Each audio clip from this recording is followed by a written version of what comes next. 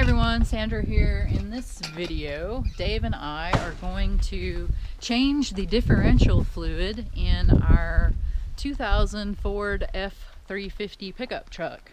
So Dave has got everything set up, it looks like, out here, ready to go. And we're gonna get started, right? As long as no bolts break off, this should be pretty painless. Yeah. Okay, well, don't even say that, because that's like inviting it to happen. I know.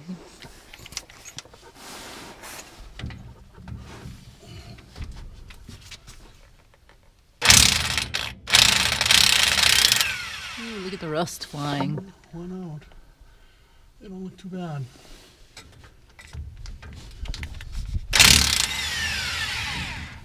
You don't want to lose our little tag. No, I'm trying not to.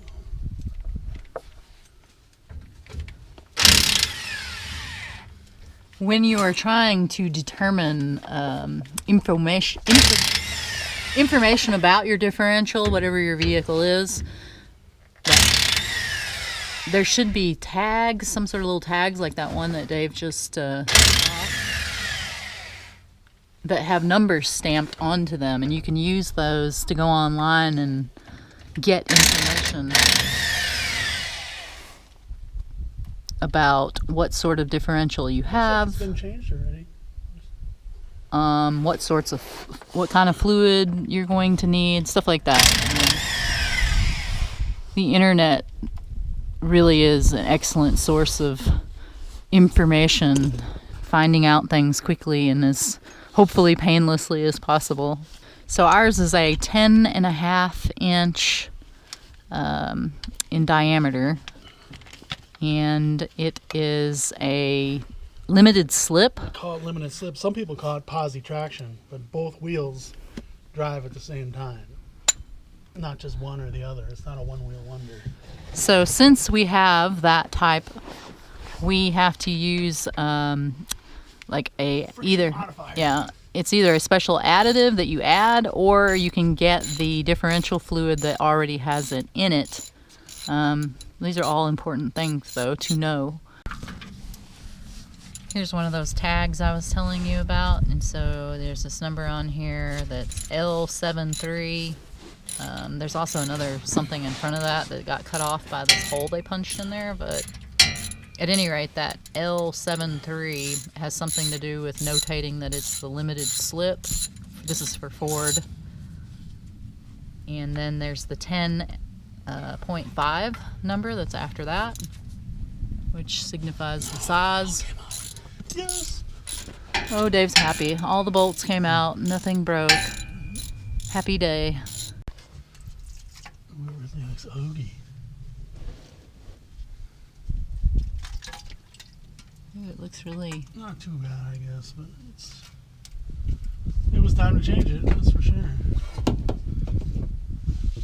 I'm gonna let this drain for half a day. Probably not going to stay there. Okay, so there it is. That's This is your ring gear. The clutches for the limited slip are inside of there.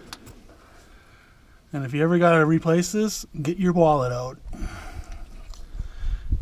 Because it's not cheap. This is big money stuff. Better to do preventive maintenance than to have to do a major replacement. A little bit of it flapping around on the edge there. I'll have to clean this whole gasket surface off and get in there with a rag. And see, this, as this spins, it whips the lube up. And there's little catchers on the other side that circulate the fluid all the way down to your wheel bearings and then back. So the whole axle is lubricated by this too. So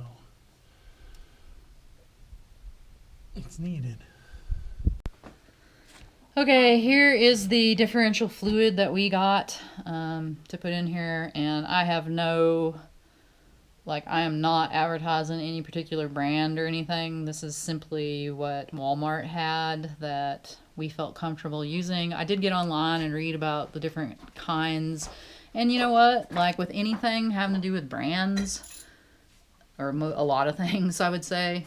Like, it really depends on who you're talking to. Some people are super into whatever brand that they're into, and other people are like, no, it's not. This other brand is better, whatever.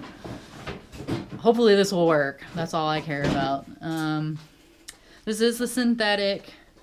It's gear oil. It's got the limited slip friction stuff added to it. And yeah, that's it.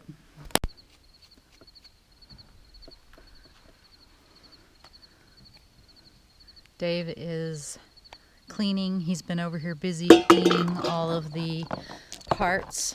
Clean all the bolts. Clean both gasket surfaces.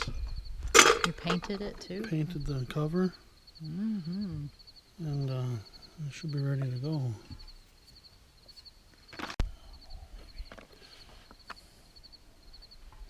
Dave's applying the gasket maker stuff. And while he's doing that, I'll read you the instructions that are on the back of this package for this. For best results, surfaces should be dry and clean. Cut nozzle and apply a continuous 1/16 to 1/4 inch bead of silicone to one surface, surrounding all bolt holes. Assemble parts immediately while silicone is still wet. Finger tighten until material begins to squeeze out around the flange. Let dry for 1 hour, then tighten to torque specifications. Allow to cure for 24 hours before filling with fluids or returning to service. Okay, so Dave did not use the little cap, and that's okay, I think. I don't remember part in the instructions about smearing it around with your finger. That's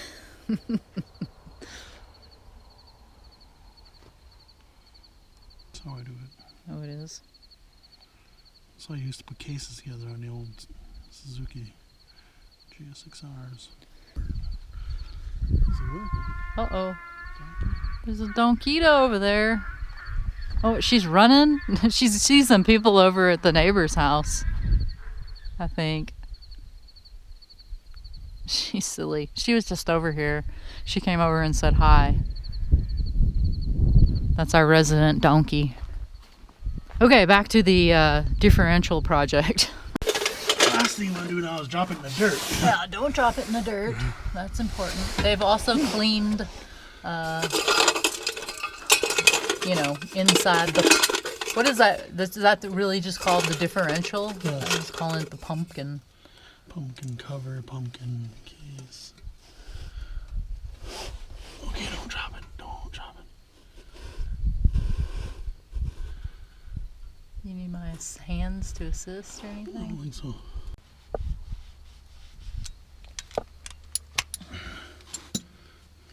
Okay, so now the cover is back on, and we have to wait to let that set up for the recommended amount of time. What, an hour? An hour.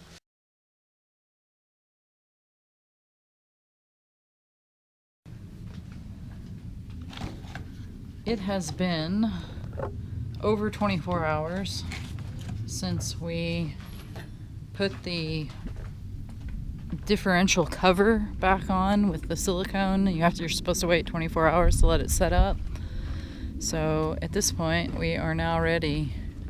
I got all these open. All you gotta do is hand me them one at a time. Okay. Once I get the funnel in, I decided to make this All right. to get it in there. It's kind of a tricky spot. Yep. So now we're going to be re-adding the gear oil.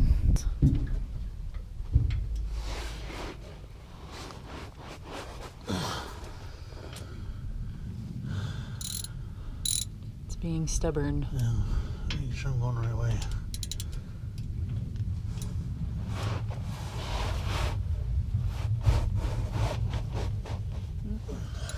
Moved a little. It's turning.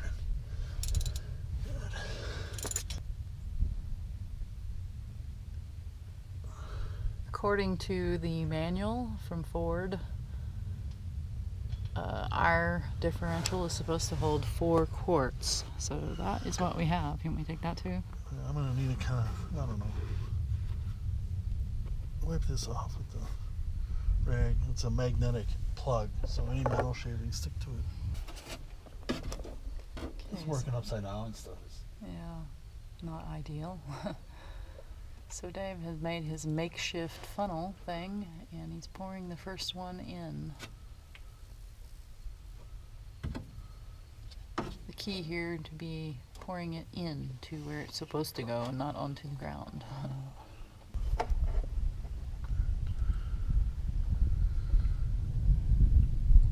So we got the gear oil in there, and it did not take 4 quarts. It took more like, what? 3.1 or 2. 3.1 or 2 quarts. We've got a little bit left over in the last one, so. But it was coming out of the fill hole, and you can't put any more in when it's just flowing out, so. Okay, so now we're gonna take the truck for a ride. See if everything seems to be working okay.